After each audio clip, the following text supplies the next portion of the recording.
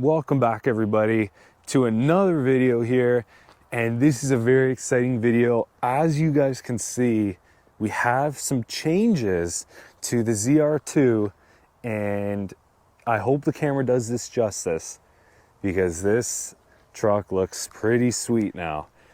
So jumping right into it, won't make you guys wait for this one. As you can see, we have some wider tires on there as well as a bit of a lift. Okay, so I will walk around the side here. You can see the clearance is now pretty good, but the wheel and tire setup as well as the lift here is what you guys will be curious about.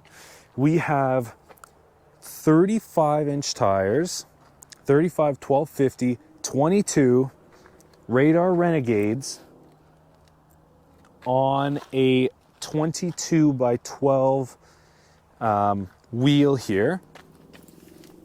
And as you guys can see, it's a pretty deep dish here.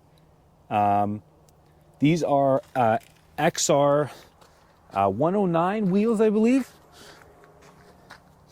And it looks sweet, guys. It's about 6 inches or so of dish there, of deep dish.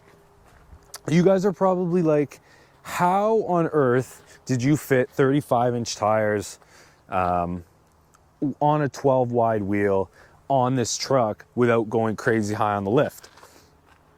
So jumping into it, we have a 2-inch, well actually it's a 2.25 lift from Peak Suspension, as you guys can see in there. And we have the very special billet aluminum upper control arms from Peak. And guys, these upper control arms are insane. Not only are they super durable, the angles are amazing, and they just look incredible. So you have two options. You could either go with the blue upper control arms or you could go with black. And I decided to go with the blue because it kind of goes with some of the blue accents on the Multimatic shocks.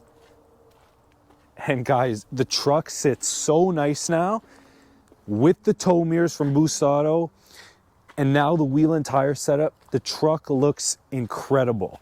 I'll give you kind of a little side profile here. Guys, it looks insane. Now, you have to do a little bit to fit these wheels on a, so obviously you have the factory lift that the ZR2 provides, which is about a 2-inch lift. And like I said, I did a 2.25 kit from Peak, which gives you another 2.25 in the front with, don't know if you can see it there, but there's a little collar there as well as a kind of a preload spacer. And it gives you 2.25 inches of lift in the front. So, and then in the rear, it gives you a 3-inch block instead of the 2 to then kind of still, it's pretty level. It sits pretty level now. As you guys can see there, it is definitely pretty level. But just looks incredible. As you guys can see here, I did take the mud flap off, the bottom portion of the mud flap off, just to give it some more clearance. And I did, oh, also before I forget, we did the bumper spacer kit, the 3/4 inch bumper spacer kit from Peak as well. And that allows you to clear in the front. Okay, so now that'll allow you to clear the front bumper there with 35, 1250, 22s on a 12 wide wheel. So that kind of shows you inside. We did trim a little bit on the inside there as well. Just the felt there to help it clear a little bit better.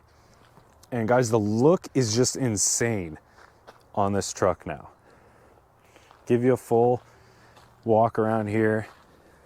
Side profile. The back. Of course, you can see the Multimatic shocks in there. Wheels are a little dirty from the road we're on, but the scenery's nice. Just give you a full walk around. And in terms of poke on these wheels, Some people ask how much they stick out. They don't stick out a whole lot. They still give you a pretty nice stance to it. Partially because you have the rubber kind of a guard there. The fender flares, I guess, if you will, from factory. They still do stick out a decent amount. Nothing crazy, but it gives you a really nice stance. And as you guys can see kind of from the front here, gives you a really nice stance. Gives you a really nice stance looking down the truck with the tow mirrors from Boost Auto, plus the peak lift 2.25 kit with the bumper spacer, 22 by 12s on 35s, 35, 12, 50, 22. And guys, the stance on this truck looks insane. The stance looks absolutely insane. You can see lots of that peak kit. You can see lots of those Multimatic DSSV shocks they have. You can see the preload spacer there, and the collar, of course.